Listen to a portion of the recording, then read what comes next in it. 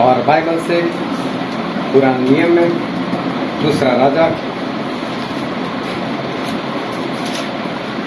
इसका 5वां अध्याय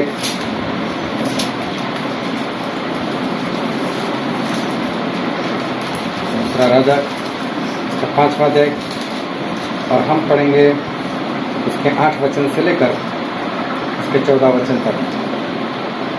दूसरा राजा 5:8 से 14।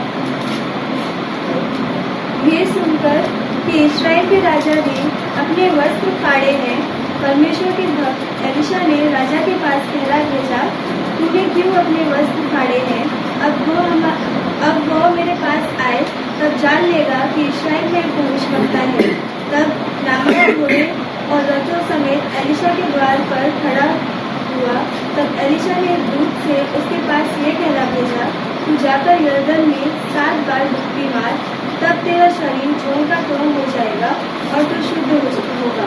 परंतु नामान क्रोधित हो ये कहता हुआ चला गया, मैंने तो सोचा था कि अवश्य वो मेरे पास बाहर आएगा और खड़ा होकर अपने परमेश्वर यहोवा से प्रार्थना करके कोढ़ के स्थान पर अपना हाथ फेरकर कोढ़ को दूर करेगा। क्या दमश्क की अबाना और फरकड़ नदियाँ इस्राएल के सब जलशाओं से उत्तम नहीं है? क्या मैं उनमें स्नान करके शुद्ध नहीं हो सकता हूँ? इसीलिए वो क्रोध से भरा हुआ लौटकर चला गया। तब उसके सेवक पास आकर कहने लगा, हे हमारे पिता, यदि भविष्यवक्ता तुझे कोई भारी काम करने की आज्ञा देता तो क्या तू उसे ना करता? फिर जब वो कहता है कि स्नान करके शुद्ध हो जा, तो कितना अधिक इससे मानना चाहिए। तब उसने परमेश्वर के भक्त के वचन के अनुसार यरदन को जाकर उसने 7 बार डुबकी मारी और उसका शरीर छोटे उल्के का सा हो गया और वह शुद्ध हो गया। परमेश्वर पिता का वचन हमारे लिए बहुत ही आशीषित है और परमेश्वर पिता का वचन सच्चा है और बाइबल में लिखा है, यदि तू सच्चाई को जानेगा तो सच्चाई तुझे आज़ाद करेगी। आज एक बार फिर बहुत ध्यान से परमेश्वर के वचन को हम सीखेंगे ताकि परमेश्वर जो कहना चाहते हैं वो हम समझ पाए और उसको हृदय में उतार कर हम उसके अनुसार चलकर परमेश्वर के राज के बाहर बने। क्योंकि जिस परमेश्वर को हम मानते हैं वो परमेश्वर हमारे लिए इंसान बने और हमारे लिए इस धरती पर आए और प्रभु यीशु तो आए थे ही मरने के लिए। उनका लक्ष्य था कि मैं लोगों के लिए अपना लहू बहा दूँ, अपनी जान दे दूँ। तो हमें हमारे लिए मरने के लिए आए थे, लेकिन वो तो मरने के लिए आए थे, लेकिन मारने वाला भी तो कोई चाहिए। अगर कोई उनको मारने वाला ही नहीं है तो प्रभु यीशु को मार दिए गए। लोगों ने प्रभु यीशु को मार दिया, लेकिन प्रभु यीशु को मारने का कारण क्या था? उन लोगों ने इसलिए नहीं मारा कि ये हमारा परमेश्वर है, ये लहू बहाने के लिए आया तो इसको मार देते, हमारा अच्छा हो जाएगा, ऐसे नहीं मारा। सब लोगों ने नफरत से मारा। तो ऐसा क्या था कि जिसके कारण प्रभु यीशु की मौत हो गई? क्यों लोगों ने प्रभु यीशु को मारा? प्रभु यीशु की गलती क्या थी? क्योंकि उनको तो मृत्यु का दंड हुआ था। जिस तरह से आज किसी को फांसी लग जाती है, वैसे प्रभु यीशु को तो सजा हुई थी, दंड हुआ था। तो कौन सा गुनाह था प्रभु यीशु का कि जिसके कारण प्रभु यीशु को मरना पड़ा? तो वो ध्यान से समझते रहना, क्योंकि बाइबल सिखाने वाले उस वक्त और भी बहुत लोग थे और फरीसी लोग थे, ग्रंथी लोग थे और सदूकी लोग थे। वो लोग भी तो चर्च में जाते थे और सभी लोगों को सिखाते थे। तो सिखाने वाले तो बहुत सारे लोग थे, याजक लोग भी थे। लेकिन प्रभु यीशु जो है वो जब सिखाते थे तो उनका सिखाना और इनका सिखाना, दोनों की शिक्षा में बहुत अंतर था। दोनों की शिक्षा में बहुत अंतर था। और याजक लोग जो सिखाते थे, फरीसी लोग जो सिखाते थे, तो उनको आदर मिलता था, मान सम्मान मिलता था। लेकिन प्रभु यीशु जो सिखाते थे उसके कारण नफरत हो गई और लोगों को ऐसा लगा कि हमें कुछ गलत सिखा रहे और लोगों ने प्रभु यीशु को मार दिया। लोगों को गलत क्यों लगा? लोगों को ऐसा क्यों लगा कि ये हमें सही नहीं सिखा रहे? कारण एक ही था कि प्रभु यीशु सच्चाई सिखाते थे। और सच्चाई जो है जब माननी नहीं होती तो सच्चाई कड़वी लगती है। वैसे सच कड़वा नहीं होता है, लेकिन जब मानना नहीं होता है तभी वो कड़वा लगता है और लोगों को ये सच्चाई जो है वो सच्चाई पसंद नहीं आई। दूसरी बात प्रभु यीशु की थी कि कोई भी हो उनको मुंह पर ही बोल देते थे।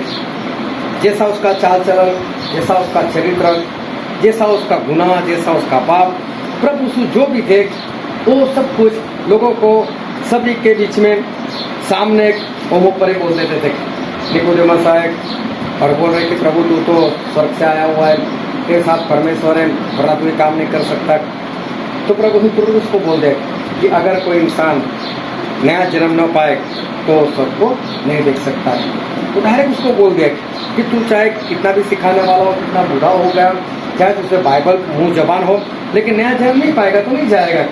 तो प्रभु यीशु ऐसी बातें जो थी वो स्पष्ट बोलते थे और लोगों के मुंह पर जो है वो बोल देते थे और इसलिए लोगों को पसंद नहीं आता था। एक बार तो एक सिमोन कोढ़ी था, वो भी फरीसी था, लोगों को बाइबल सिखाने वाला था। और मार्था और मरियम जो थी, लाजरस जो थे, उनके पिता थे। उन्होंने एक बार प्रभु यीशु को खाने के ऊपर बुलाया और लूका रचित सुसमाचार उसका 7वां अध्याय और 36 से आगे पढ़ो तो सारी बातें वहाँ पर लिखी हुई। तो बुलाया, प्रभु यीशु को खाने के ऊपर बुलाया और प्रभु यीशु वहाँ खाने के लिए गए। और जब प्रभु यीशु वहाँ पर बैठे थे तो मरियम आई और मरियम ने आकर प्रभु यीशु के पास उनके चरणों में बैठकर वो तो रोने लगी। फिर उसने इत्र निकाला और प्रभु यीशु के ऊपर वो सारा इत्र जो है वो ले लिया और उस जमाने का सबसे महंगा एक इत्र था। और इतना ही नहीं, आंसू बहाकर प्रभु यीशु के पैर जो है वो भिगोने लगी और फिर अपने बाल से चुटी से उस पैर को पोंछने लगी। तो ये जो सिमोन कोढ़ी था वो मन में सोच रहा है कि इंसान भविष्यवक्ता नहीं है, ये कोई परमेश्वर का जन्म नहीं। अगर ये परमेश्वर का जन्म होता तो इसको पता चल जाता कि ये स्त्री जो है वो तो बहुत पापी है और ऐसी स्त्री को ये हाथ नहीं लगाने देता है, लेकिन इसको कुछ पता नहीं चल रहा है, वो मन में सोच रहा है। लेकिन प्रभु से तो उसके मन के विचार जान लेते थे और उन्होंने मन के विचार जान लिए और उनको बोला कि सिमोन तूने मुझसे खाने पर बुलाया। अभी खाने पर कब बुलाते हैं? जब किसी के साथ प्रेम होता है, अच्छे संबंध होते, तो तूने मुझसे खाने पर बुलाया, लेकिन मैं तेरे घर आया, तूने मुझे हाथ धोने के लिए या नहाने के लिए पानी तो दिया नहीं। तो ये तेरा प्रेम कैसा? तूने मुझे खाने के ऊपर बुलाया, लेकिन तूने मुझे धोलिया भी नहीं दिया, तूने मेरे साथ कुछ अच्छा व्यवहार तो नहीं किया। और ये जो स्त्री है वो देखो, जब से मैं आया हूँ तब से आंसुओं से मेरे पैरों को धो रही है, अपनी छोटी से उसको साफ कर रही है। पूरा इतना महंगा इत्र जो था वो मेरे ऊपर डाल दिया है, इसका प्रेम ज़्यादा है। लेकिन तूने मुझे बुलाया, लेकिन तेरे अंदर वो प्रेम वाली बात नहीं है। अभी देखो, जिसके घर खाना खाने के लिए गए उसी को ही डांट दिया, उसी को ही मुँह पर बोल दिया कि तू सही नहीं चल रहा है, तेरे अंदर जो प्रेम होना चाहिए वो तेरे अंदर प्रेम नहीं। सीधा प्रभु यीशु ने उसको मुंह पर बोल दिया। तो ये बातें क्या थी, इनको दिल में लग जाती थी।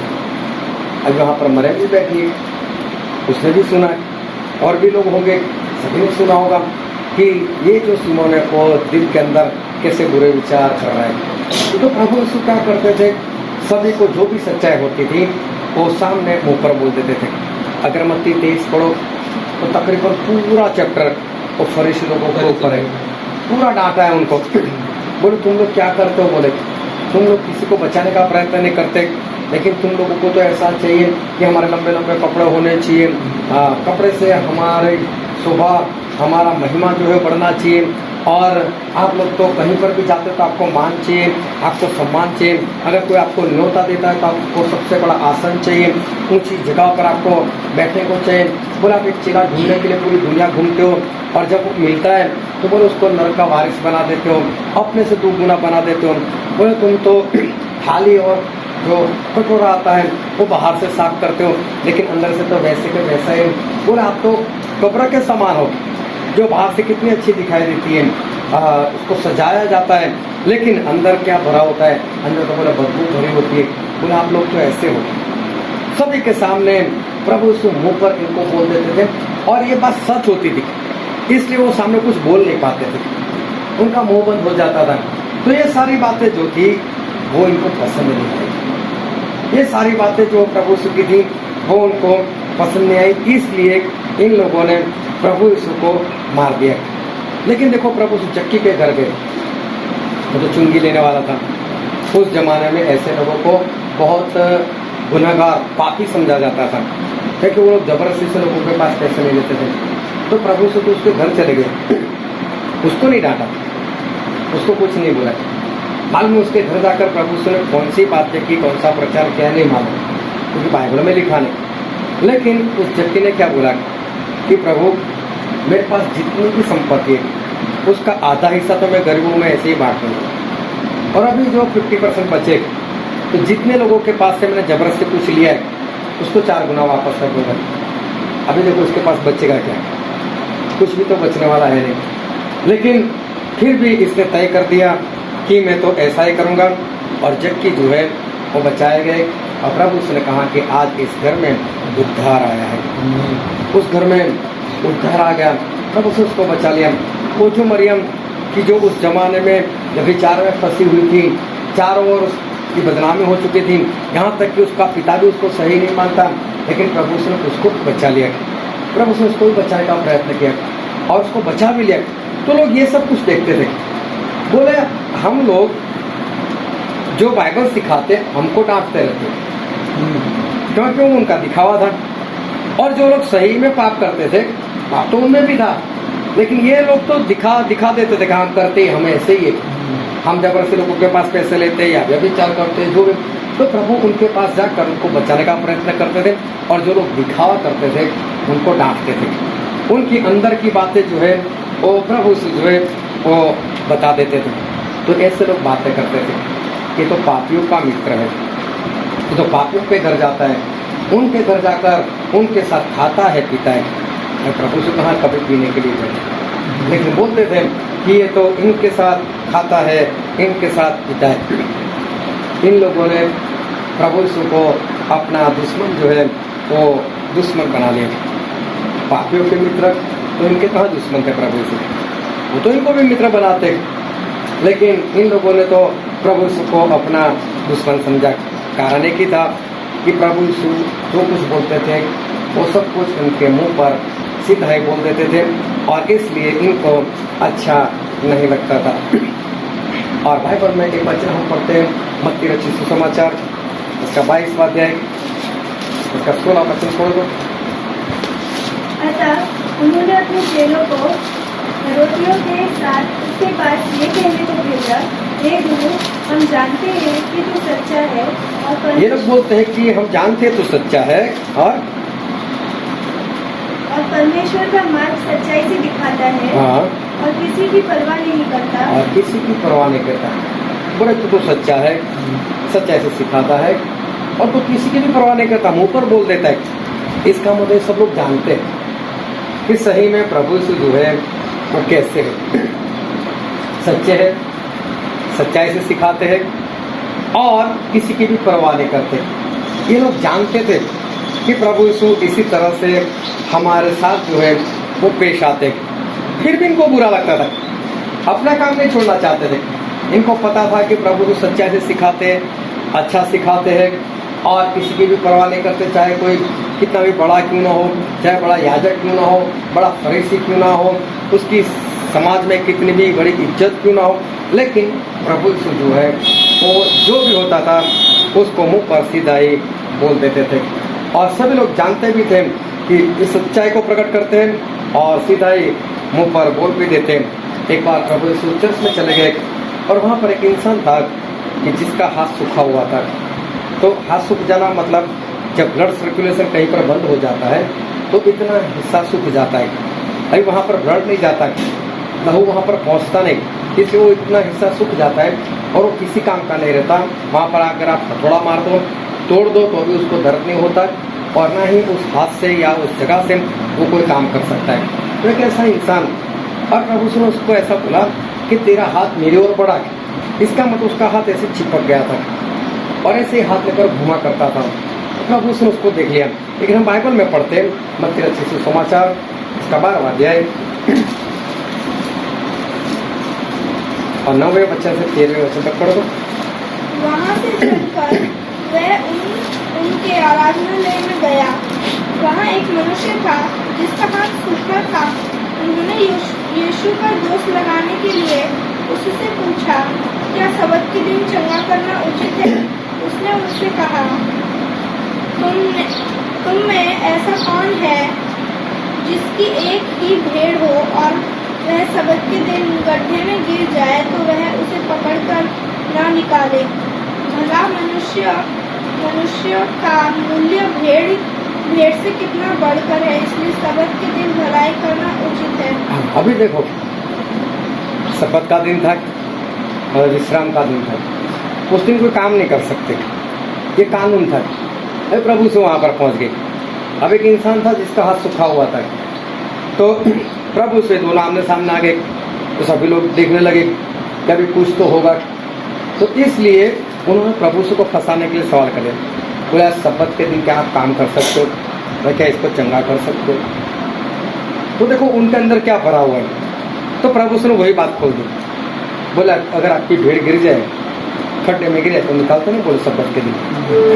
कैसा सोचते कि आज सबत का दिन काम नहीं करना है, मरने दो इसको। मगर उनके अंदर देखो वो खुद काम करते लेकिन छुप कर करते। ऐसा कुछ होता है तो धीरे से आसपास से देखते तो देख तो नहीं रहा और फिर धीरे से खड्डे से निकाल देते। और प्रभु सबके सामने कर रहे, वो खड्डे में भीड़ गिर गई तो अच्छी बात है, निकाल दो, मर जाएगी, उसकी जान फोकट में चली जाएगी, तो अच्छा है निकाल दो। तो प्रभु से बोलते हैं कि इसका मतलब ये है कि सबत के दिन अच्छा करना तो उचित है, हम कर सकते हैं। तो देखो प्रभु से उनको ही फंसा लिया उनके ही शब्द से कि आप लोग काम नहीं करते। तो लोग क्या है बोलते नहीं थे, लेकिन प्रभु से जो है वो ऐसी बातों को बोल देते थे, वो परवाह नहीं करते थे कि लोग क्या सोचेंगे, लोग मेरे बारे में क्या बोलेंगे, लेकिन प्रभु से बोल देते थे। एक बार फिर से इसी तरह से प्रभु शपथ के दिन ही गए चर्च में और वहाँ पर एक स्त्री थी और वो थी कुबड़ी, ऐसे कमर से झुक गई थी, सीधी खड़ी नहीं रह सकती थी और जैसे बहुत बूढ़े हो ऐसे वो धीरे धीरे चल पाती थी, उसके शरीर में शक्ति नहीं रही थी। प्रभु से उसको देख लिया। जब प्रभु से उसको देखते हैं तब प्रभु से को भी उसके बारे में दया आ गई। तो उस वक्त भी सबत का दिन था। तो प्रभु से ने सामने से बोला, बोले क्या इसको मैं आज के दिन चंगा कर सकता हूँ या नहीं कर सकता? लुका 13 उसके 10 से 17 में ये सारी बातें लिखी हैं। तो बोले मैं इसको चंगा कर सकता हूँ या नहीं कर सकता? लोग कुछ नहीं बोले, उनको मालूम था कि आज सबत का दिन है। और फिर उनको बोला कि आज सबत के दिन आपके भेड़ बकरी जब उनको प्यास लगती तो पानी पिलाने ले जाते, क्या उस दिन उनको भूखा रखते हो, क्या उस दिन उनको प्यासा रखते हो? तो बोला फिर मैं इसकी भलाई क्यों नहीं कर सकता है? फिर मैं भी कर सकता हूँ। अभी देखो पास में घर है, मेरे पास भेड़ बकरी, सबत का दिन है, मुझे मालूम है कि भेड़ बकरी प्यास हो गए तो चलो पानी पिलाना है, लेकिन डर लगता है कि कहीं पास वाला देख गया है और इसने किसी को जाकर बता दिया तो पत्थर मार कर मारने वाले, वो धीरे से निकल जाता है। लेकिन बाजू वाले को मालूम है कि मेरी भी तो भेड़ बकरी है, मैं तू भी पिला दे, मैं भी पिला देता हूँ, तेरी भी चुप मेरी भी चुप। हाँ, तो ये लोग इस तरह से काम करते थे। काम भलाई का था। तो शपथ का मतलब ये नहीं था कि विश्राम मतलब सोते ही रहो बस, लेकिन ये लोग समझ नहीं पाए। तो ये लोग जो भी करते थे उसमें दिखावा था और प्रभु से उनके दिखावे को सभी के सामने स्पष्ट जो है वो बोल देते थे और इसलिए इन सभी लोगों को ये बात बुरी लगती थी। सभी के सर जो है प्रभु के सामने वो झूठे होने के कारण शर्म से झुक जाते थे। इसलिए इन लोगों ने प्रभु से को मार दिया। तो इनको मार ही दो, इनको ख़त्म ही कर दो। वो तो आए थे ही मरने के लिए, उनका मरना जरूरी था, लेकिन इन लोगों ने उस कारण से नहीं मारा कि तुम्हारा मरना जरूरी है। उन्होंने तो ईर्ष्या के कारण मार दिया कि ये हमारा काम बिगाड़ रहा है और हमें बदनाम कर रहा है और हमारी जो सेवा है उसको बर्बाद कर देगा, इससे अच्छा है इसको ख़त्म कर दो। और इन लोगों ने प्रभु यीशु को मार दिया। यूहन्ना जो बपतिस्मा करने वाले थे उनको भी मार दिए गए। उनको भी मारने का कारण यही था कि वो भी जो कुछ बोलते थे वो स्पष्ट बोलते थे। और मत्ती में ऐसा लिखा है, मत्ती के रचित सुसमाचार उसका 14 अध्याय और 3 और 4 वचन पढ़ दो। क्योंकि हेरोदेस ने अपने भाई फिलिपुस की पत्नी हेरोदियास के कारण यूहन्ना को पकड़कर बांधा और जेल खाने में डाल दिया था, क्योंकि यूहन्ना ने उससे कहा था कि इसको रखना तेरे लिए उचित नहीं है।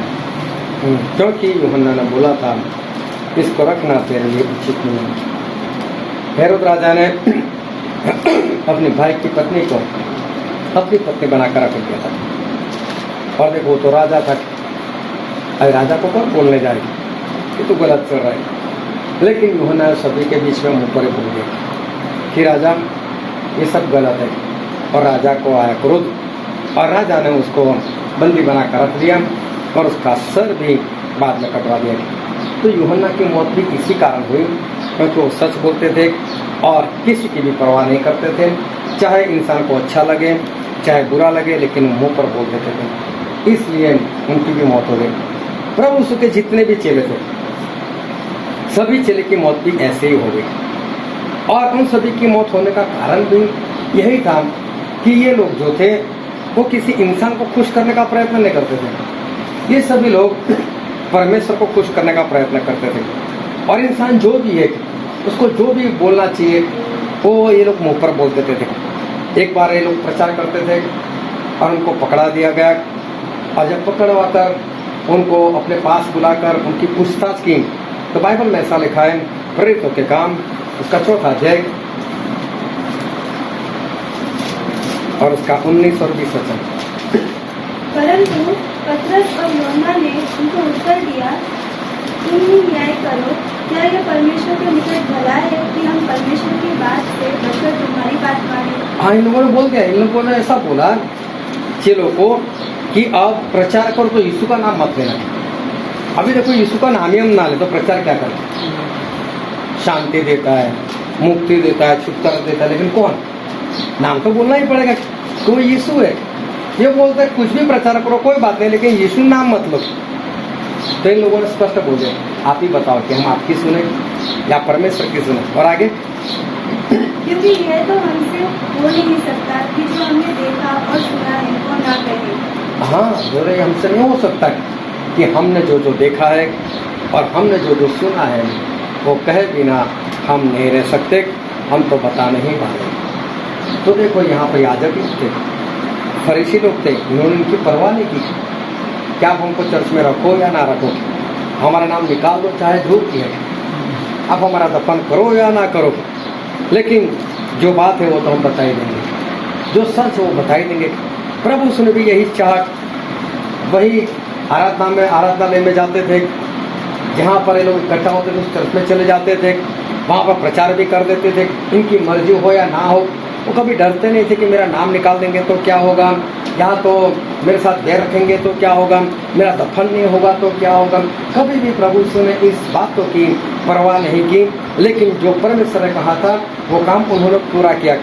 उसी तरह से यूहन्ना बपतिस्मा करने वाले ने भी अपना काम किसी की भी परवाह किए बिना पूरा किया। प्रभु यीशु के जो चेले थे उनकी मौत इसी कारण हो गई कि जो परमेश्वर को पसंद था वही करते थे, और बाकी जो लोग थे वो चाहे कितने भी बड़े लोग हों, लेकिन उनकी परवाह ये लोग नहीं करते थे। और जो भी सच्चा था वो सच्चाई से सारी बातें वो लोग प्रकट करते थे। आज इन सारी बातों को तकरीबन 2000 साल होने को आए, और आज जब हम जीवन जी रहे हैं तो आज हम लोग क्या करते हैं, प्रभु यीशु ने क्या किया और प्रभु यीशु के चेलों ने क्या किया, और आज जब हम जीवन जी रहे हैं तब हम क्या करते हैं। और गलाती में ऐसा लिखा है, गलातिया का 1 अध्याय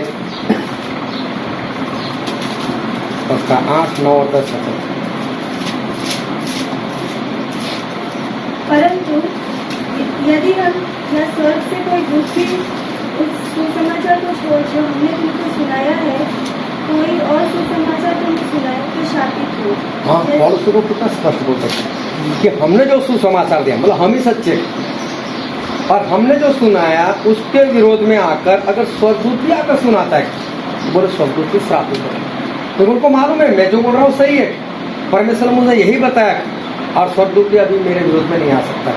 लेकिन अगर गलती से आ गया तो समझो उसने पाप किया और वो भी श्रापित हो, लेकिन हमने जो सिखाया वही सच है। और आगे जैसा हम पहले कह चुके हैं वैसा ही मैं अब फिर कहता हूँ कि उस सुसमाचार को छोड़ जिसे तुमने ग्रहण किया है, यदि कोई और सुसमाचार सुनाता है तो शापित हो। हाँ, अब मैं क्या मनुष्य को मारता हूँ या परमेश्वर को?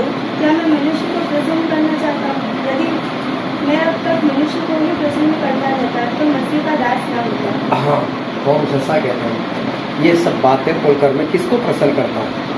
क्या किसी इंसान को, या मैं परमेश्वर को प्रसन्न करता हूँ? अगर मैं मनुष्य को प्रसन्न करता हूँ तो बोले अभी तक मैं परमेश्वर का दास ही नहीं। इसका मतलब अगर हम परमेश्वर के दास हैं तो हम मनुष्य को नहीं, हम परमेश्वर को प्रसन्न करने वाले होने चाहिए। अगर आज भी हम किसी इंसान को, मनुष्य को प्रसन्न करने के लिए प्रयत्न करते हैं तो इसका मतलब ये है कि अभी तक हम परमेश्वर के दास नहीं। अभी ज़्यादातर लोग ऐसा समझते हैं कि जो लोग बाइबल लेकर निकलते हैं, प्रचार करते हैं, वो परमेश्वर के दास हैं। ऐसा नहीं है। जब हम यीशु को प्रभु कहते हैं, और प्रभु का मतलब होता है मालिक, तो जब हम प्रभु बोलते हैं मतलब मालिक बोलते हैं तो हम अपने आप दास बन जाते, हम उनके नौकर बन जाते। तो ऐसा नहीं कि जो प्रचार करता है वही दास है। हम सभी लोग, जितने लोग यीशु को प्रभु कहते हैं, वो सभी लोग प्रभु यीशु के दास हैं। और प्रभु यीशु के दास को ये करना चाहिए कि परमेश्वर को प्रसन्न करना चाहिए, ना कि किसी इंसान को। और अगर वो यीशु को प्रभु भी बोलता है और साथ में वो इंसान को प्रसन्न करता है तो सही में यीशु उसका प्रभु नहीं है। फिर उसका प्रभु जो है वो समझ लेना कि कोई और है। क्योंकि हमारे परमेश्वर कहते हैं, हम बाइबल से एक वचन पढ़ते हैं, मत्ती इसका 15 अध्याय इसका 3 वचन,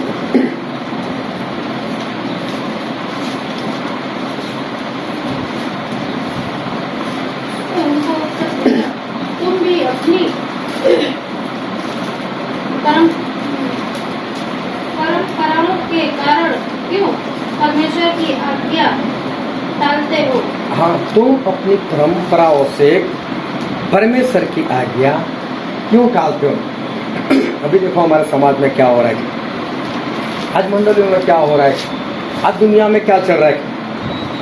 हमारी परंपराओं के कारण आज परमेश्वर की आज्ञा जो है उसको लोग टाल रहे।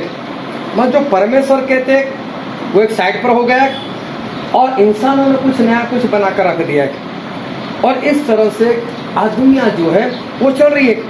और पौलुस कहते हैं कि अगर मैं मनुष्य को प्रसन्न करता हूँ तो इसका मतलब ये है कि मैं परमेश्वर का दास नहीं। और इंसान क्या करता है, तो इंसान अपनी परंपराओं के कारण वो क्या करता है कि परमेश्वर की आज्ञाओं को टाल रहा है। अगर बाइबल में पढ़ोगे, मत्ती 26 में हम पढ़ते हैं, तो वहाँ पर प्रभु ने मरने से पहले जब फसह का पर्व मनाया तो फसह के पर्व के दौरान वो अचानक से खड़े हो गए। आज कई मुल्लियों को तो यही नहीं मालूम कि फसह का पर्व और प्रभु भोज ये दोनों अलग सी चीज़ है। फसह का पर्व मनाते मनाते उन्होंने बीच में ये प्रभु भोज शुरू कर दिया। जो यहोवा के साक्षी, यहोवा विटनेस वाले, वो लोग साल में एक ही बार मनाते इसको। बोले वो तो पहले महीने की 14 तारीख को ही प्रभु भोज लेना चाहिए, बाकी है।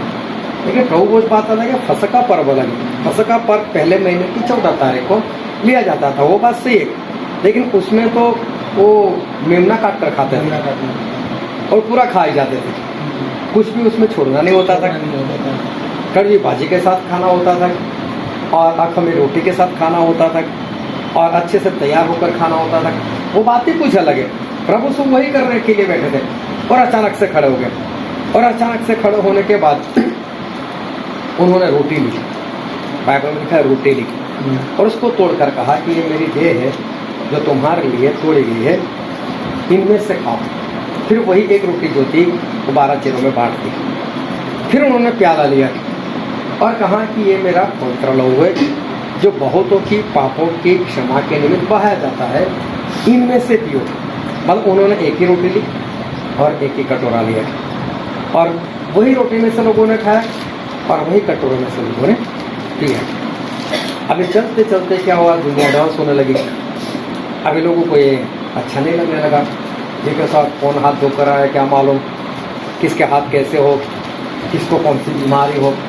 तो रोटियाँ अलग अलग कर दी, सभी की रोटी अलग कर दी, सभी के प्यालियाँ भी अलग कर दी, छोटी छोटी प्यालियाँ बना दी।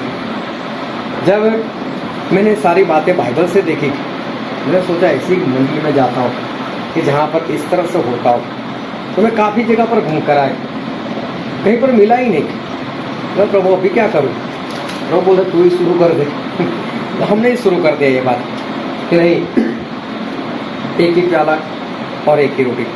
और चलते चलते अभी तो कोरोना जैसी बीमारी, अभी तो लोग ऐसे ही दूर रहते। तो फिर इसमें तो कैसे इस तरह से लोग ले सकते? यहाँ तक कि सभी लोग डरते हैं, पास्टर तो डरते हैं।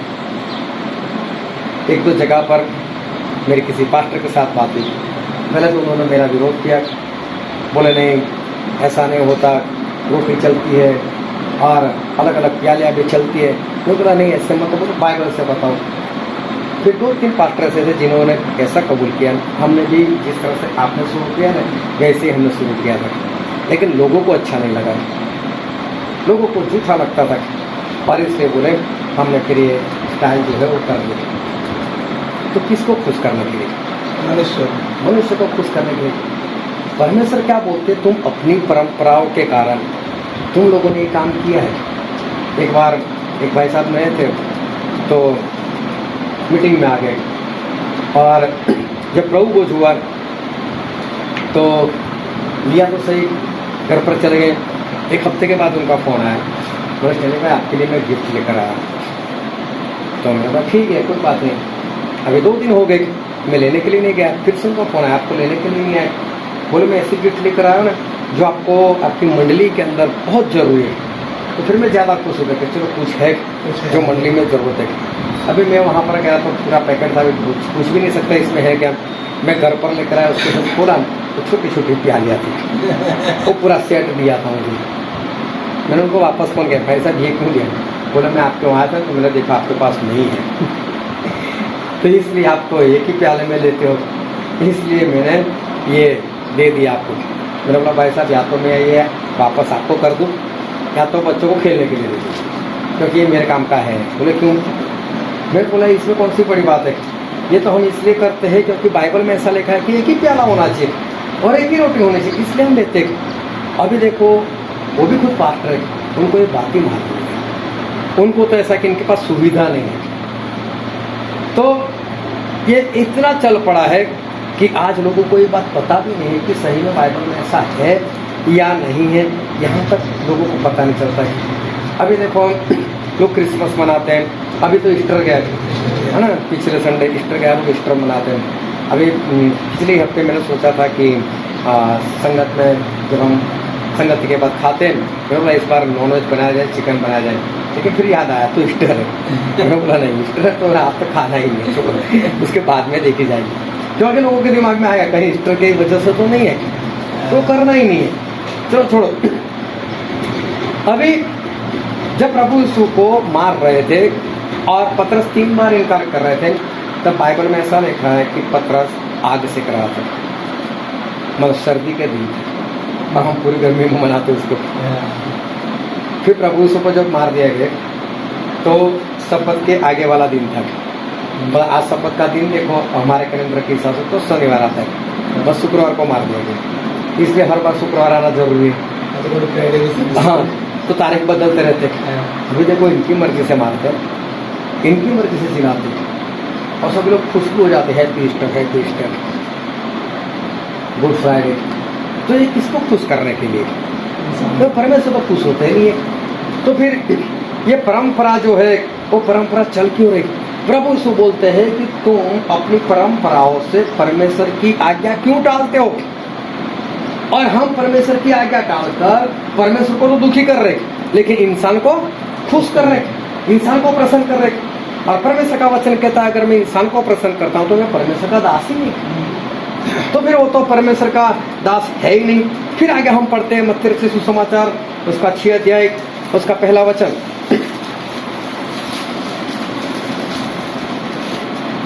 सावधान रहो, तुम मनुष्य को दिखाने के लिए अपने धर्म के काम ना करो। हाँ, तुम मनुष्य को दिखाने के लिए धर्म के काम ना करो। मतलब कि जो भी आप आज्ञाकारी करते हो, जो भी अगर दान देते हो, जो भी अगर दशमांश देते हो, चाहे और कोई भेंट देते हो, चाहे कुछ भी करते हो, परमेश्वर के लिए कुछ भी करते हो, तो बोले इंसान को दिखाने के लिए मत करो। वो आपको करना है इसलिए करना है, इंसान को दिखाने के लिए मत करो। कई जगह पर मैंने देखा है कि लोग ऐसा बोलते चलो हमको चर्च बनाना है, चलो कौन कितना देता है, सभी के सामने पूछ लेते। अब एक जगह पर मैं ही बैठा था और पास्टर ने बहुत बढ़िया सा प्रचार किया, और प्रचार करने के बाद उन्होंने बोला कि हमको ये काम करना है, यहाँ पर चर्च बनाना है, चलो कौन कितना पैसा देता है। फिर बोलते देखो बाइबल में तो ऐसा लिखा है कि अगर दाहिना हाथ देता है तो बाएं हाथ को ना पता चले। लेकिन क्या होगा, आप बोलोगे तो दूसरे को भी अंदर से इच्छा होगी, मैं इसलिए कर रहा हूँ। अभी देखो वचन भी बोल रहे मालूम है, लेकिन उनको ज़्यादा पैसा चेक, आज एक बोलेगा तो फिर दूसरा बोलेगा मैंने तो कुछ बोला नहीं, दो चार लोग बोला और बोल दिया अभी भी मैंने नहीं बोला, तो फिर मुझे ऐसा होगा सब मेरे सामने देखेंगे तो मुझे बोले मैंने तो कुछ तो पैसे ज़्यादा इकट्ठे हो जाएंगे। तो जानबूझकर बताकर उन्होंने ऐसा किया। तो फिर जब मालूम है कि परमेश्वर की आज्ञा क्या है, तो मनुष्य को दिखाने के लिए वो आज्ञाकारी नहीं करनी है, मानना है हमें आज्ञा को, लेकिन किसी इंसान को दिखाने के लिए नहीं। अगर इंसान को दिखाने के लिए करते तो इसका मतलब क्या कि बस लोग देखे जब मैं इतना देता हूँ, मैं ये करता हूँ, मैं वो करता हूँ। हम लोगों की निगाह में अच्छा दिखना चाहते हैं, हम इंसान को खुश करना चाहते हैं, और इंसान हमारे लिए दो बातें अच्छी बोले, ये तो बहुत अच्छा इंसान है, ये तो हर संडे चर्च में आता है, ये तो हर फ्राइडे को उपवास करता है, अच्छा है, हमारा नाम अच्छा हो। तो परमेश्वर बोलते हैं कि इस तरह से तुम तो करते हो, ये सही बात नहीं है। और फिर आगे बाइबल में हम पढ़ते हैं यूहन्ना रचित सुसमाचार उसका 5वां अध्याय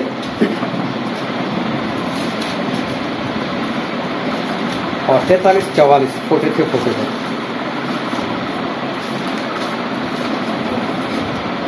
मैं अपने पिता के नाम से आया हूँ और तुम मुझे ग्रहण नहीं करते। हाँ। यदि अन्य कोई अपने ही नाम से आए, कोई अपने ही नाम से आए तो उसे ग्रहण कर लोगे। हाँ, तुम जो एक दूसरे से आदर चाहते हो, तुम एक दूसरे से आदर चाहते हो, और वो आदर जो एकमात्र परमेश्वर की ओर से है नहीं चाहते।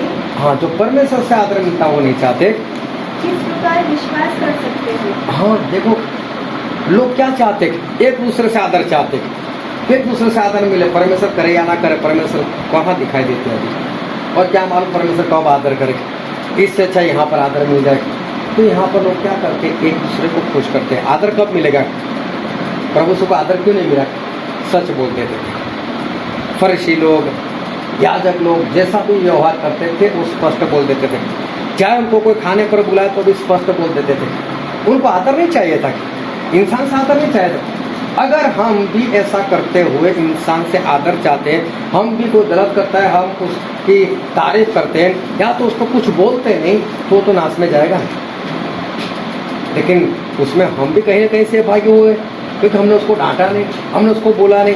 क्यों नहीं बोला, क्योंकि हम भी तो उसको आदर देना चाहते हैं, उससे आदर लेना चाहते हैं, वो भी हमारी अच्छी बातें करे। लेकिन अगर हम उसको डांट दें तो क्या हो सकता है वो बदल जाए, और नहीं बदला तो हमें दूसरा डर रहता है कि मेरे बारे में गलत बातें करेगा। लेकिन हम उससे आदर चाहते हैं, इसलिए हम उसको नहीं बोलते हैं। परमेश्वर बोलते हैं कि आप लोग ऐसा करते हो कि परमेश्वर से जो आदर मिलना चाहिए वो नहीं चाहते, लेकिन आप लोगों से आदर चाहते हो। फिर लूका में ऐसा लिखा है, लूका रचित सुसमाचार इसका 16वां अध्याय उसका 15वां वचन।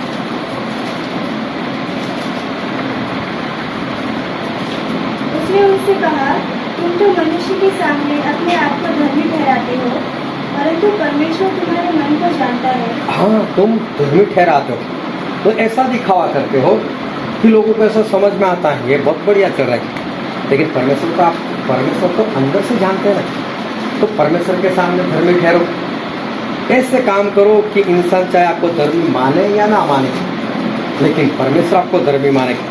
हम दिखाव से काम ना करें तो किसी को नहीं पता चलेगा ये कौन सा काम करता है, किस तरह से काम करता है। एक बार एक इंसान था और जहाँ पर वो रहता था वहाँ के लोग उसको अच्छा नहीं मानते थे। अच्छा इसलिए नहीं मानते, कभी भी कोई फंक्शन हो, कोई भी प्रोग्राम हो, अगर उसके घर चले गए स्पष्ट मना, मैं पैसे नहीं देने वाला। कभी भी कुछ भी हो, ऐसा नहीं, खाने के लिए आ जाता था। फालतू में पैसे हैं। फिर सभी ने मांगना ही बंद कर दिया, अच्छा इंसान नहीं है, ये सब चिंगुस बोलते हैं ना, पूरे ऐसा है। और फिर एक दिन वो मर गया तो उसके अंतिम क्रिया में भी कोई नहीं गया, बस 2-4 लोग गए और उसको दफन कर आ गए। लेकिन फिर 2-4 दिन बीतने के बाद बहुत सारे लोग आने लगे, हर रोज इतनी भीड़ जमा होने लगी, इतने लोग इकट्ठे होने लगे। तो सोसाइटी वाले परेशान, बोले इसको मिलने के लिए इतने लोग आए, ये मर गया तो इसके परिवार को मिलने के लिए इतने सारे लोग आते। सब लोगों ने सोचा इसकी पहचान कितनी, जाकर देखो तो सही, पूछताछ की। तब पता चला जितने भी लोग आते थे उनको इस इंसान ने बहुत सहायता की थी। कैसे कोई बहुत सहायता की थी? ये लोग समझते कि ये तो हमारे काम में तो आता नहीं, लेकिन इतने लोगों को इतनी सहायता, लेकिन इससे कभी किसी को पता नहीं चला दिया। फालतू में खर्चा क्यों करें? किसी को जरूरत है उसको दो। अभी घर में हम खाती है, फिर इकट्ठा कर खाने के लिए पैसा इकट्ठा करो और खाना खाओ, क्या फर्क पड़ता है उससे? वो तो नहीं करेंगे तो अभी घर में हम अच्छा ही खाने वाले। तो जहाँ पर सही में जरूरत है वहाँ पर देना चाहिए। और इस इंसान ने ऐसे ही किया, लोगों को खुश नहीं किया, इसने परमेश्वर को खुश किया। तो आखिर में वो मर गया, तब लोगों को पता चला कि इंसान जो है वो सही में ऐसा है। हमारे धर्म के काम, हमारे आज्ञाकारी ऐसे होने चाहिए, इंसान को दिखे या ना दिखे, लेकिन हमें परमेश्वर को बताना है। बस हमारे परमेश्वर जानते हैं, लोग चाहे नहीं जानेंगे, हमें आदर मान नहीं करेंगे, कोई बात नहीं, लेकिन हमारे परमेश्वर जो है वो जानने चाहिए। और फिर आगे बाइबल में लिखा है, हम पढ़ते हैं लूका उसका 6 अध्याय उसका 46 वचन।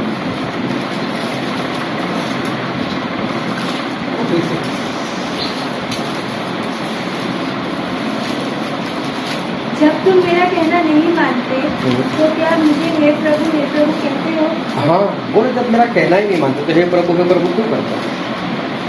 या तो कहना मानो या तो हे प्रभु कहना बंद करो। तो आप प्रभु हमें चेतावनी दे रहे। अगर हम परमेश्वर को नहीं लेकिन इंसान को खुश करने वाले हैं तो परमेश्वर स्पष्ट बोलते, या तो मेरी मानो या तो मुझे प्रभु कहना ही बंद कर दो। आप मुझे मालिक भी कहते हो, काम तो वो करते नहीं, तो परमेश्वर भी हमें स्पष्ट ये सारी बातें बताकर परमेश्वर स्पष्ट बोलते हैं, या तो मुझे प्रभु कहो और मेरी मानो, और नहीं मानते तो मुझे प्रभु कहना भी बंद कर दो। क्योंकि मत्ती में ऐसा लिखा है, मत्ती उसका 7वां अध्याय और उसका 21 वचन।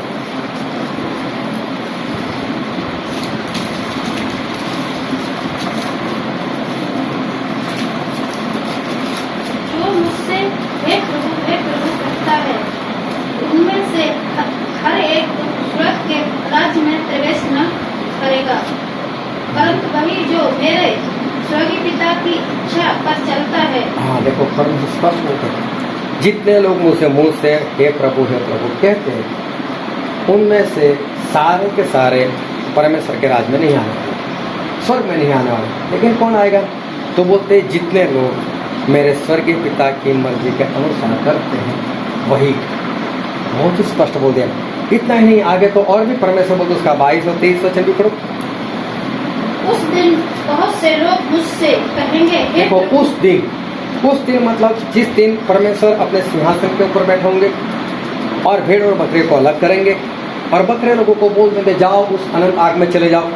जब ये हुक्म कर देंगे उसके बाद ये लोग बोलेंगे, हाँ फिर से पढ़ो 22। उस दिन बहुत से लोग मुझसे कहेंगे, हे प्रभु क्या हमने तेरे नाम से भविष्यवाणी नहीं की और तेरे नाम से दुष्ट आत्माओं को नहीं निकाला और तेरे नाम से बहुत से आश्चर्य कर्म नहीं किए? तब मैं उनसे खुलकर कह दूंगा, मैंने तुमको कभी नहीं जाना। हे कुकर्म करने वालों, मेरे पास से चले जाओ। देखो प्रभु स्वीकार कहते हैं, बोलो उस दिन जब मैं न्याय करूंगा लोगों का और ऐसे लोगों को बोल दूंगा कि जाओ यहाँ से नरक में चले जाओ, और वो लोग मुझसे कहेंगे कि प्रभु तेरे नाम से तुमने भविष्यवाणी की। देखो प्रभु के नाम से ही की। आज देखना यूट्यूब पर जितने सारे भविष्यवक्ता खड़े हो गए, भविष्यवाणी करते हुए ऐसा हो भी जाता है। फिर प्रभु के नाम से दुष्ट आत्माएं निकल भी जाती है। प्रभु के नाम से सामर्थ्य काम करते हो भी जाता है। ये सारे पवित्र आत्मा के वरदान है। आप भी मांगो परमेश्वर आपको भी दे देंगे। मांगना भी चाहिए, होना भी चाहिए, और ये सारे काम जितने यहाँ पर बताए वो सारे काम हमसे होने भी चाहिए। लेकिन साथ साथ में अगर हम परमेश्वर का कहा हुआ नहीं करते, सिर्फ उनके वरदान से, उनकी जो गिफ्ट मिली उससे सिर्फ हम चमत्कार करते रहेंगे, लेकिन परमेश्वर जो कहते वो हम नहीं करेंगे, तो परमेश्वर ऐसे लोगों को क्या बोलते हैं? हे कुकर्म करने वाले लोग। देखो इन लोगों ने भविष्यवाणी की, पूरी हो गई, कोई फायदा नहीं हुआ। इन लोगों ने दुष्टात्माएं निकाला, प्रभु यीशु के नाम से निकाला, कोई जादू टोना नहीं किया था, लेकिन कोई फायदा नहीं हुआ। इन लोगों ने सामर्थ के काम किए थे, प्रभु यीशु के नाम से किए थे, फिर भी कोई फायदा नहीं। क्यों? गए कहाँ? नरक में, क्योंकि प्रभु उसका कहा हुआ ये लोग नहीं करते थे। तो बहुत जरूरी है कि हम ये सारे काम तो करें, साथ में परमेश्वर की आज्ञाकारी भी हम करें, क्योंकि वरदानों से काम होता है और इंसान को ऐसा लगता है कि मैं परमेश्वर में चल रहा हूँ इसलिए मेरे से काम हो रहा है। ऐसा नहीं है। अगर परमेश्वर हमको वरदान दिए तो उससे काम हो जाएगा। और देखो आज 2022 और 2022 का चौथा महीना चल रहा है, और आज 20 तारीख हो गई। हाँ, आज 20 तारीख हो गई, 20 दिन वो भी चले गए चौथे महीने के। और देखो दुनिया कहाँ पर जा रही है। अभी जब मैं यहाँ पर आया, मेरे नीलेश भाई की बात हो रही थी, वो बिल की एक नया कानून आ रहा है। सही में कानून बहुत भयानक सा है। कानून ऐसा अभी बना नहीं, लेकिन बनाने वाला है। और सबसे बड़ी बात उसमें ये है कि ये कानून 2017 में उन्होंने बना कर रखा है, 2017 में। और ये कानून ऐसा कहना चाहता है कि अगर हमारे देश में महामारी आती है, कोई महामारी आती है, तो हमें लोगों को बचाने के लिए क्या करना पड़ेगा। उसके शब्द बहुत अच्छे हैं। हाँ, शब्द सुनेंगे तो जो परमेश्वर को मानते हैं, जिनको वचन मालूम है, वो तो समझ जाएंगे क्या कहना चाहता है। लेकिन जिनको नहीं मालूम, तो लोग क्या हमारी सरकार तो कितनी अच्छी है, कितना अच्छा कानून बना रही है। अगर कोई वैक्सीन नहीं ले रहा है तो मर जाएगा बेचारा। तो बोला हम सरकार को ऐसा पावर दो, ऐसा अधिकार दो कि हम किसी के भी घर में जाकर, वो चाहे ना भी लेना चाहता, हम जबरदस्ती उसको वैक्सीन दे देंगे। कोई इलाज नहीं करवाना चाहता है तो हम जाकर उसका इलाज करवाए। कोई टेस्ट नहीं करवाता तो हम जाकर उसका जबरदस्ती टेस्ट करवाए। मर्जी उनकी कौन सी लेबोरेटरी में जाना है। फिर अगर किसी के अंदर बीमारी निकलती है तो उसको कहाँ पर क्वारंटाइन करना है, वो भी उनका इलाका, सब कुछ उनका। इतना ही नहीं, अगर पशु को बीमारी फैल गई तो कभी भी जाकर पशु को मार सकते हैं। खत्म है, पशु को तो क्या है, बोलो खत्म ही कर दो। अभी सोचो ऐसा अगर करेंगे तो क्या होगा। जो हम लोग हैं, जो परमेश्वर की दया के कारण, परमेश्वर के वचन के कारण हम इस सारी बातों से बचना चाहते हैं, दूर रहना चाहते हैं। दूसरी बात ये षड्यंत्र है जो हमको पता चल गया है, इसके कारण हम इससे बचना चाहते हैं, तो हम नहीं ये सब कुछ करना चाहते। ये कानून बन जाने के बाद हम क्या करेंगे, कैसे जिएंगे, ये लोग क्या कर सकते हैं हमारे साथ। अगर समझो कि कोई किसान है, उसके पास पशु है, उसके पास खेत है, और वो सोचता है कि जब मुझे तो कुछ नहीं करना, और चाहे मेरा बाजार से सारा सामान ये लोग बंद कर देंगे, मुझे कुछ खरीदने नहीं देंगे, बेचने देंगे, कोई बात नहीं, मैं खेती करूँगा, मेरे पास जो भी आएगा तो उससे मैं गुजारा कर लूँगा।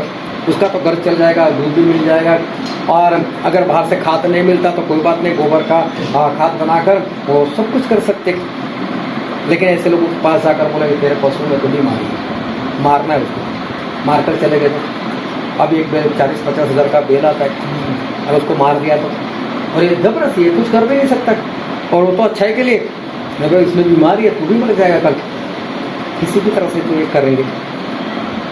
इतना ही नहीं, हमारे बच्चों को भी ले जाकर वो कभी भी कोई भी इलाज करवा सकता है, हम उसको बोल नहीं सकते।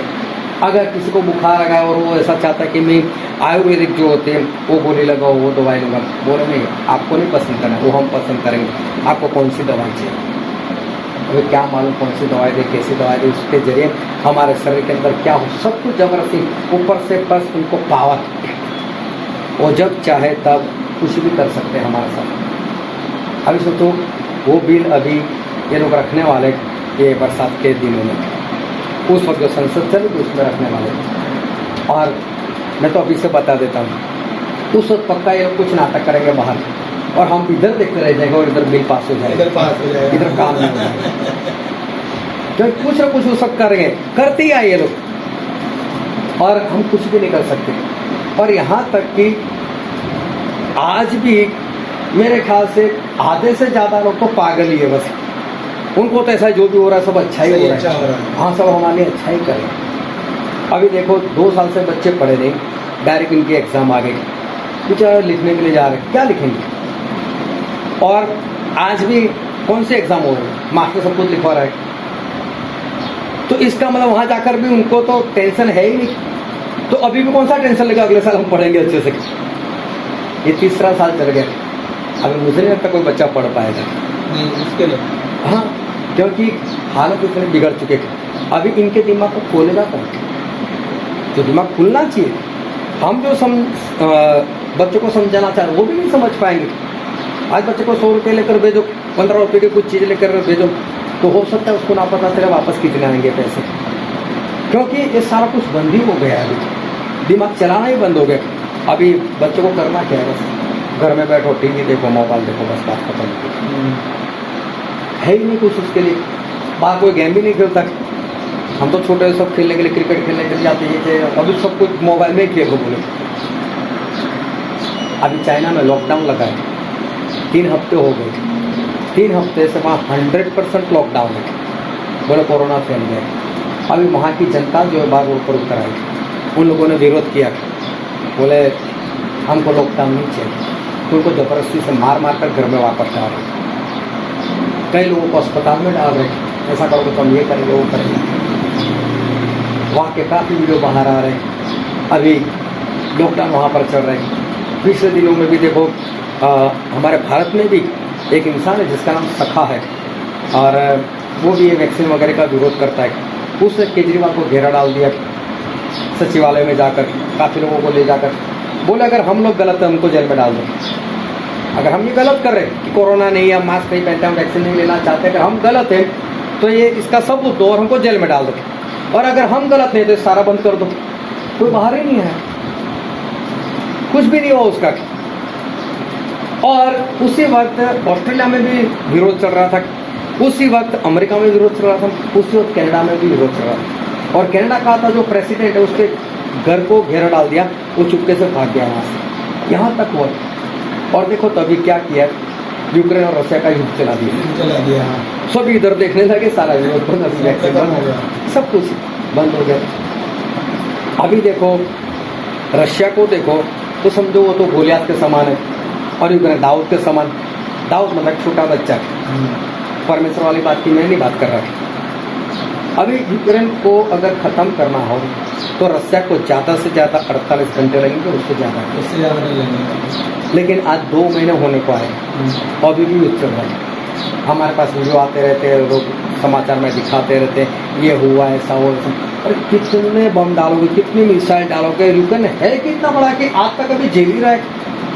और अगर आपको मालूम है तो पिछले हफ्ते ब्रिटेन का कोई प्रेसिडेंट था, कोई नेता था, वो उसको मिलने के लिए आया, वो जेलेंस्की को, और दोनों यूक्रेन में बिंदास से घूम रहे थे। जब इतना युद्ध का माहौल कौन आएगा वहाँ पर?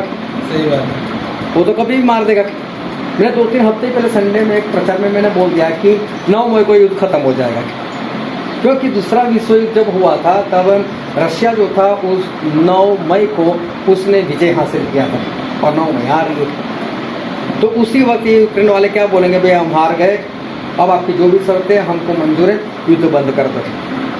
और देखो ऐसा ही हुआ, अभी हुआ नहीं, लेकिन उस पुतिन ने बोल दिया कि 9 मई तक मुझे जवाब मिल जाना चाहिए, झुक जाते तो ठीक है, वरना 10वीं तारीख को मैं पूरी दुनिया उड़ा दूंगा। और बोले वो 3000 किलोमीटर दूर कहीं पर एक महल बनाकर, ऐसा बना के मिसाइल भी डालो कुछ नहीं होगा, ऐसा बनाकर वो उसमें घुस गया अपने परिवार को लेकर। बोले ऐसा हुआ है। अभी सोचो तो सही, एंटीक्राइस्ट खड़ा नहीं हुआ, उससे पहले कौन सी दुनिया मार लेगा? जो बाइबल में लिखा है वो तो होने ही वाला है, ये कि कौन सी दुनिया उड़ाने वाला है। और पूरा न्यू वर्ल्ड ऑर्डर जिसको लोग बोलते हैं एंटीक्राइस्ट का राज, तो हम एंटीक्राइस्ट का राज बोलते, वो लोग न्यू वर्ल्ड ऑर्डर बोलते हैं। तो वो लोग तो लाने की तैयारी में बैठे, तो ये कैसे उड़ाएगा? अभी देखो अमेरिका इतनी बातें करता था, हम ये कर देंगे वो कर देंगे, क्या किया उसने? कुछ नहीं किया। ये सारे मिले हुए, सब मिले हुए हैं। यूक्रेन हो या रशिया, दोनों आपस में कोई लड़ाई नहीं चल रही, सब कुछ मिला हुआ है। जो कुछ हमारे पास दिखाई दे रहा है सब कुछ गलत है। और सही में देखो ना तो हमें ये सब दिखा दिखा के हमारे दिमाग को ना उनके समान बना दिया। जैसे मारो मैं जब छोटा था तो एक ही साबुन हमारे घर में आता था कपड़े धोने का, उसी से सर धोना, उसी से नहाना और सब कुछ उसी से काम चलता था। इतना हाथ पर घिसते थे ना, वो उसका जागी नहीं आता था, मुश्किल से नहाते थे, लेकिन वो सब होता था। फिर इतनी एडवर्टाइज दिखाई मुंह धोने के लिए, ये वाला शैम्पू लो, ये लो, हैंड वॉश हो, ऐसा भी कुछ आ गया। और देखो आज अगर ये बंद भी कर दें तो हमारा जीना मुश्किल हो जाएगा। हम आज उसके बिना नहीं जी सकते। गवर्नमेंट ने बोल दिया कि हम लोगों के घर तक गैस पहुंचाएंगे, गैस लाइन आ गई, सभी लोगों को अच्छा लगा। अभी गैस लाइन आएगी तो बोतल तो निकालना ही पड़ेगा, तो बोले कि जो गरीब उनको मुफ्त में दे दो बोतल, भरवाना तो पड़ेगा उनको उनको भी गैस की आदत डाल दी। जो मुफ्त में बेचारे कहीं से लकड़े लेकर आते थे आसपास से, अभी उनको भी खर्चा लगा दिया और अभी गैस लाइन के पैसे बढ़ा दिए।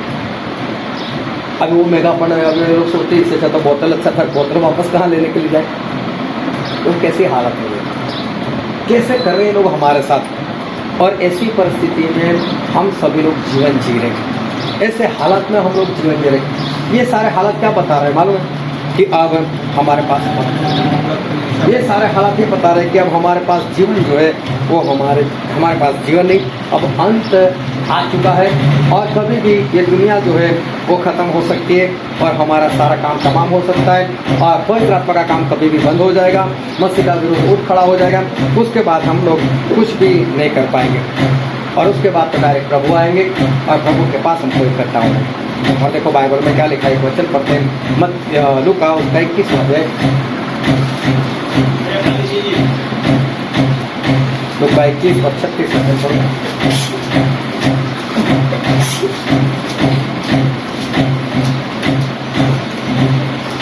इसीलिए जागते रहो और हर समय प्रार्थना करते रहो कि तुम इन सब आने वाले घटनाओं से बचने और मनुष्य के पुत्र के सामने खड़े होने के योग्य बनो। परमेश्वर के सामने, मनुष्य के पुत्र प्रभु के सामने खड़े रहने के योग्य बनो, खड़े रहने के योग्य बनो। अभी देखो शांति से इस बात को समझते रहना कि परमेश्वर क्या कहना चाहते हैं कि जब प्रभु यीशु आएंगे तब उनके सामने खड़े रहने के लिए योग्य हमको बनना है। योग्य बनो या ना बनो, खड़े तो रहना ही है, लेकिन योग्य बनकर खड़े रहेंगे तो क्या बोलेंगे, आ जाओ मेरे स्वर्ग में। तो हमें ऐसा बनकर खड़े रहना है। अगर मैंने आपके पास से 5-10 हज़ार रुपये ले लिए, फिर मैं वापस ही नहीं कर रहा, फिर क्या करना पड़ेगा, मोबाइल आया तो उठाना नहीं, और अगर आमने सामने आ गए तो फिर तो भागना पड़ेगा। लेकिन सामने जाकर खड़ा रहना है तो पैसा कैसे हाथ में होने चाहिए तो हम सामने खड़े रहेंगे। तो प्रभु उसका कहा हो अगर हमने नहीं किया है, उनकी आज्ञा को अगर हमने नहीं माना है, उनकी आत्मा को अगर हमने नहीं पाया तो प्रभु के सामने खड़े कैसे रहेंगे। तो बाइबल में लिखा है, एक बार फिर से पढ़ो 36 वचन, इसीलिए जागते रहो और हर समय प्रार्थना करते रहो कि तुम इन सब आने वाली घटनाओं से बचने और मनुष्य के पुत्र के सामने खड़े होने के योग्य बनो। हाँ, मनुष्य के पुत्र प्रभु के सामने खड़े रहने के लिए योग्य बनो। हमको योग्य बनना होगा, हमें अपने आप को सुधारना होगा। चाहे आज तक मनुष्य को प्रसन्न करते आए हो, लेकिन अब परमेश्वर हमसे प्रसन्न हो, ऐसे काम हमको करने पड़ेंगे। चाहे इस धरती पर जो भी होता हो, लेकिन हमें उससे छोड़कर हमें परमेश्वर को प्रसन्न करना है। क्योंकि ये जो फरीसी लोग, ये जो सदूकी लोग थे, ये जो याजक लोग थे, कैसा काम करते थे। एक वचन हम पढ़ते हैं मत्ती उसका 23वां अध्याय, मत्ती 23 और 26 और 27 वचन।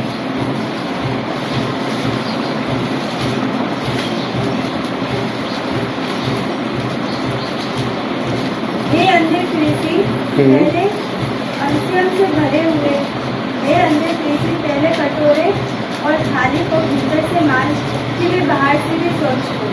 हाँ, पहले अंदर से तो साफ करो उसको, जो बिगड़ा उसको साफ नहीं करते, बाद में साफ करते, ऐसे रख देते। लोगों को ऐसा लग क्या बात है, उठा कर देखे तो पता चलेगा कि उसमें तो खाना हम डाल भी नहीं सकते, खा भी नहीं सकते।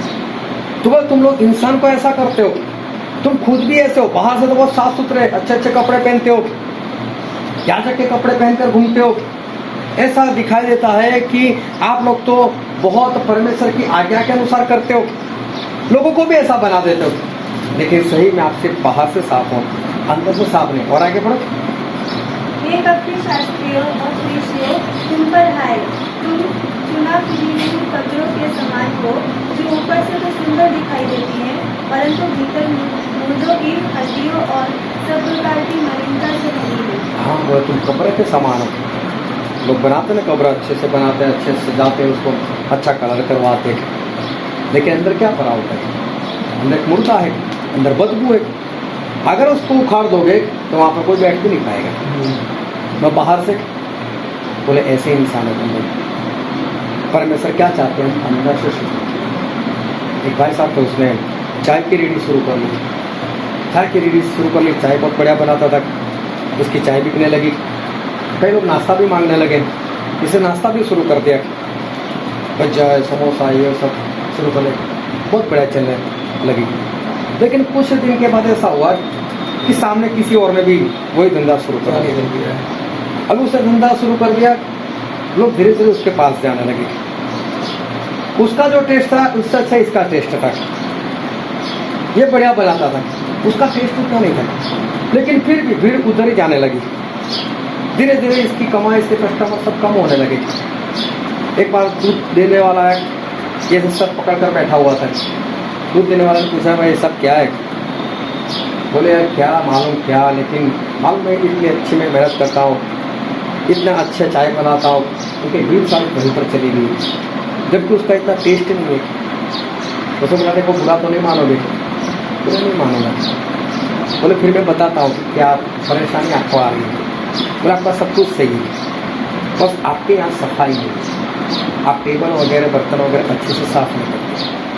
वहाँ पर उसका टेस्ट इतना नहीं, लेकिन सफाई अच्छी है, इसलिए लोग वहाँ पर जाना शुरू कर दें। उनको आज भी आपकी चीज़ें पसंद है, सफाई नहीं है। और आप सफाई करना शुरू कर दो और देखो वापस सब आते कि नहीं। इसने मान लिया, वापस सफाई उसने करना शुरू कर दिया, और धीरे धीरे लोग ने देखा और वापस इसके पास आने लगे।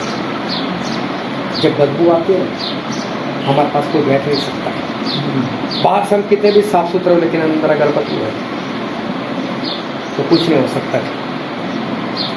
कब्र बाहर से कितनी भी अच्छी, लेकिन अंदर मुर्दों की बदबू से भरी हुई। प्रभु से बोलते हैं आप अंदर से साफ हो जाओ, उनको बाहर से कोई लेना देना नहीं। जो अंदर से साफ होगा बाहर से अपने आप साफ हो जाएगा। अंदर की गंदगी को जो साफ करेगा वो बाहर से साफ हो ही जाएगा। प्रभु से यही चाहते हैं कि लोग बाहर से अच्छे दिखते हो और लोगों को खुश कर देते हो, लेकिन मैं तो अंदर से दिखता हूँ और वो चीज़ अच्छी हो तब मैं तो खुश होता हूँ, तब मैं प्रसन्न होता हूँ। लेकिन इंसान तो यही चाहता है कि बस मैं इंसान को प्रसन्न करूँ, लोगों की निगाह में मैं अच्छा बनूँ, लेकिन कोई ये नहीं सोचता कि मैं परमेश्वर की निगाह में अच्छा बनूँ और मैं परमेश्वर को प्रसन्न करने वाला बनूँ। इंसान को खुश करता है, लेकिन इसका कोई फायदा नहीं होने वाला है। आज जो वचन हमने पढ़ा था उठा दूसरा राजा, उसका 5वां अध्याय और 8वें वचन से लेकर 14 वचन तक हमने वचन पढ़ा। और पूरी कहानी ऐसी है कि नामान नाम का एक कोढ़ी इंसान था और वो अराम की सेना का सेनापति था और बहादुर था और सामर्थी था, और उसने इजराइल को भी मारकर उसके ऊपर भी विजय हासिल किया था। अच्छी कमाई होगी उसकी, अच्छा घर बनाया होगा, लेकिन वो इजराइल से एक छोटी लड़की को लेकर गया था और अपनी पत्नी के पास रख दी, उसको अपनी दासी बनाकर रख। उस लड़की ने देखा मेरा मालिक है तो अच्छा, लेकिन उसको कोढ़ हुआ है। तो फिर उसने अपने मालिकिन को बताया कि अगर मेरा मालिक सामरिया में चला जाए, उस भविष्यवक्ता के पास है तो कोढ़ चला जाएगा। तो खुश हो गया, वहाँ पर गया और वहाँ पर जाकर एलीशा से मिला और एलीशा ने उसको बोल दिया कि जा और यरदन नदी में 7 बार नहा ले और तेरा कोढ़ चला जाएगा और सब कुछ जैसा था वैसा हो जाएगा। अब ये बात इसको गलत लगी, क्योंकि एलीशा घर के बाहर भी नहीं निकला था। ये तो सोच कर आया था कि मेरे पास आएगा, मेरे ऊपर हाथ फेरेगा और उसके बाद अपने परमेश्वर से प्रार्थना करेगा और मैं चंगा हो जाऊंगा, लेकिन ऐसा नहीं हुआ। चला गया क्रोधित होकर। लेकिन उसके नौकर लोग ने बताया कि हे मालिक, अगर कोई भारी चीज़ करने को बोलते तो नहीं करते। बोले इतना ही ना कर दो ना, तो कर देते। कर दिया, चमत्कार हो गया, वो अच्छा हो गया। अब ये घटना के बाद उसको इतना पता चल गया कि अगर कहीं पर परमेश्वर है तो दुनिया में सिर्फ इजराइल में परमेश्वर है। क्योंकि ये तो पैसे वाला था, तो अपने कोर्ट के लिए कौन सा डॉक्टर छोड़ा होगा उससे उस वक्त? सभी की दवाई ले चुका होगा, साथ में जितने भी देव देवता को मानता होगा, सभी जगह पर गया होगा, मन्नत मानी होगी, लेकिन कुछ हुआ नहीं। लेकिन आज सामने चलकर ये बात हो गई और कितनी आसानी से हो गई, बिना पैसे से हो गई। तो ये समझ गया कि पूरे दुनिया में अगर कहीं पर परमेश्वर है तो एक ही परमेश्वर है, वो इजराइल का परमेश्वर। और उसे ठान लिया कि अब मैं इजराइल का परमेश्वर के सिवा और किसी को मैं नहीं मानने वाला। बस अगर मैं कुछ भी करूँगा तो सिर्फ परमेश्वर के लिए और किसी के लिए नहीं। लेकिन एक बात हम पढ़ते हैं, उसका 17 वचन पढ़ो तो, दूसरा राजा 5 का 17 वचन। तब नामान ने कहा, अच्छा तो तेरे दास को तो खच्चर मिट्टी मिले, क्योंकि आगे तो तेरा दास यहोवा को छोड़ और किसी ईश्वर को मूंगबली या मेलबली ना चढ़ाएगा। हाँ, बोल दिया कि अभी मैं किसी को भी मेलबली वगैरह नहीं चढ़ाऊंगा। मुझे पता चल गया कि यही एक परमेश्वर है, मैं सिर्फ यही परमेश्वर के पीछे चलूंगा। फिर आगे 18 वचन। एक बात यहोवा तेरे दास की क्षमा करे, जब मेरा स्वामी नून के भवन में दंडवत करने को जाए और वो मेरे हाथ का सहारा ले और यूँ मुझे भी नून के भवन में दंडवत करने पड़े, तब यहोवा तेरे दास का ये काम क्षमा करे। देखो ये क्या बोल रहा है कि जब राजा के साथ मैं रिमोन नाम के किसी देवता के मंदिर में जाता हूँ तो मुझे झुकना पड़ेगा वहाँ पर। अभी देखो क्यों झुकना पड़ेगा, जबकि इसको पता चली गया कि एक ही परमेश्वर, तो झुकना क्यों? लेकिन वहाँ कौन है साथ में? राजा है। राजा है। अगर नहीं झुकता तो राजा देखा क्यों कोई झुकता नहीं?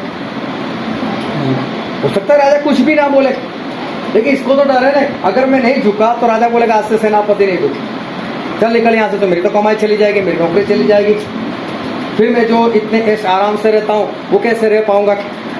आज इंसान को यही डर है।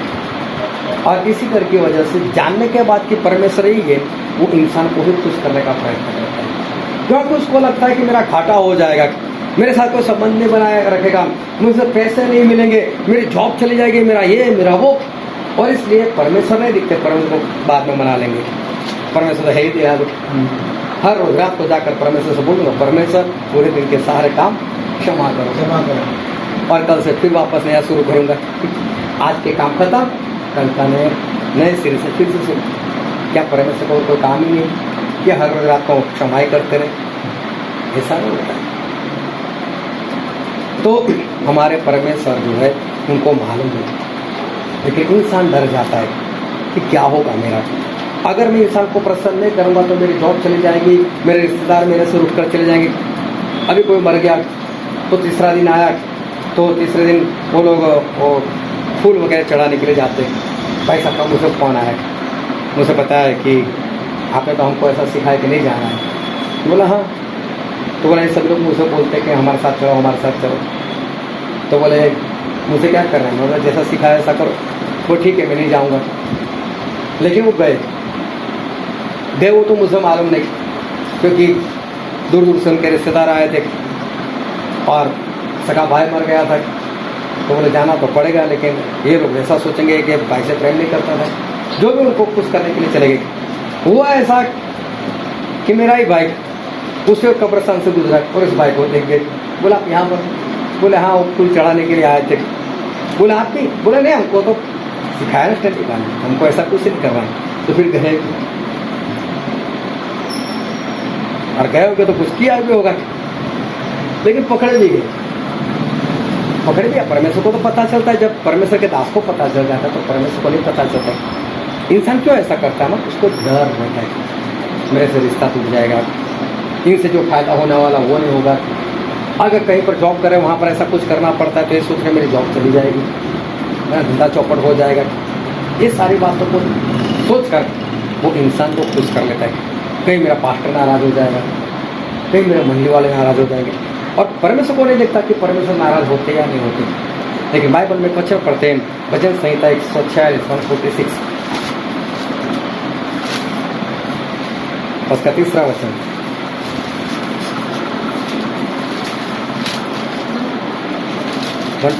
का 3 तो प्रधान पर भरोसा न रखना, न किसी आदमी पर, क्योंकि उससे उद्धार करने की भी शक्ति नहीं। हाँ, परमेश्वर स्पष्ट बोलते हैं, क्या उसके पास उद्धार है तो उसकी शरण रखे, क्या उसके पास उद्धार है, क्या हम उसको प्रसन्न करें, उसके पास कुछ। और सबसे बड़ी बात ध्यान से समझना, अगर इन छोटी छोटी बातों में अगर हम हार जाते तो जिस वक्त मसीह का विरोधी खड़ा होगा वो अपनी मुहर देगा तो कितनी आसानी से ले लेंगे। क्योंकि इतने में अगर हम हार जाते तो कितनी बड़ी बात है। जो आज ऐसा करते हैं वो कल समझ लेना कि मसीह के विरोधी की भी मुहर ले लेगा, उसकी भी मूर्ति की पूजा करेगा, वो उसको भी प्रसन्न करेगा, क्योंकि उसकी आदत बन चुकी है इंसान को प्रसन्न करना। इसलिए हमें क्या करना पड़ेगा, आज से इसको ब्रेक करना पड़ेगा, नहीं इंसान को खुश करना। क्योंकि आज इंसान को खुश करते करते अगर आगे बढ़े ये आदत बन जाएगी और मसीह के विरोधी को भी हम प्रसन्न कर देंगे और हमारे परमेश्वर हमको नर्क में डाल देंगे। तो आज नामान के जीवन से हमको सीखने को मिलता है कितना बड़ा इंसान, इसका काम किसी ने भी नहीं किया, सिर्फ परमेश्वर ने किया।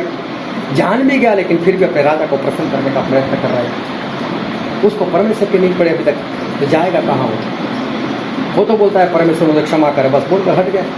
तो क्या हमारे बोलने से परमेश्वर को क्षमा कर देंगे? ऐसा नहीं होता। आज हमें सीखना है कि हमें किसी इंसान को, किसी राजा को, किसी प्रधान को, किसी पास्टर को, किसी रिश्तेदार को हमको प्रसन्न नहीं करना है। हाँ, ऐसा नहीं कि उनके खिलाफ रहो, लेकिन जो परमेश्वर का वचन कहता है उस वचन को मानने के कारण अगर वो प्रसन्न नहीं होता तो ना होने तो कोई बात नहीं, परमेश्वर को प्रसन्न करो। और परमेश्वर को प्रसन्न करते रहेंगे तो परमेश्वर बोलेंगे कि शाबाश मेरे बेटे मेरी बेटी, तो स्वर्ग में प्रवेश कर। और अगर परमेश्वर नाराज हो गए तो फिर परमेश्वर हमको अपने स्वर्ग में नहीं लेंगे। इसलिए आज से हम ब्रेक मारे, क्योंकि आज अगर हमने ब्रेक नहीं मारा तो ये आदत बन जाएगी, और आदत बन जाएगी तो मसीह के विरोधी को भी हम खुश करने का प्रयत्न करेंगे ही करेंगे। और इसलिए आज इस चीज़ को बंद करते हैं ताकि हम स्वर्ग के वारिस बन सकें। आओ हम हमारे आंखों को बंद करें।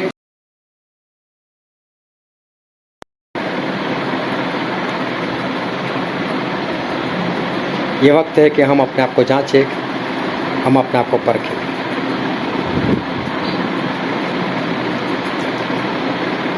कि मैं किसको खुश करने वाला हूँ, मनुष्य को या परमेश्वर को? मनुष्य को प्रसन्न करने से फायदा क्या? परमेश्वर बोलते हैं उसके पास उद्धार भी नहीं है, तो उसको प्रसन्न कर कर करेंगे भी क्या? अगर उसके पास उद्धार होता और वो हमें स्वर्ग में पहुंचा सकता था तो फिर तो अच्छी बात थी कि हम उसको प्रसन्न करेंगे। लेकिन जब हमने परमेश्वर को जान लिया है तो हम सिर्फ परमेश्वर को प्रसन्न करने वाले बने, ताकि वो हमें अपने स्वर्ग राज में प्रवेश करवा सके। ये वचन समझने के लिए, ग्रहण करने के लिए, उसके अनुसार चलने के लिए प्रभु यीशु की कृपा